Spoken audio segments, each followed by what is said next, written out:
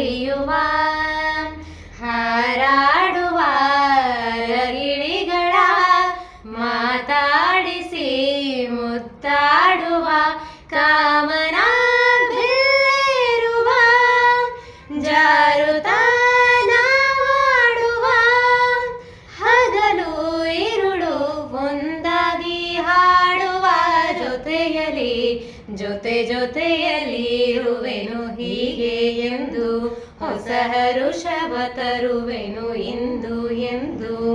ಓ ಎಂತ ಮಾತಾಡಿದೆ ಇಂದು ನೀ, ಎಂತ ಮಾತಾಡಿದೆ ನನ್ನ ಮನಸ್ಸಿನ ಭಾವನೆ ನೀನೇ ಹೇಳಿದೆ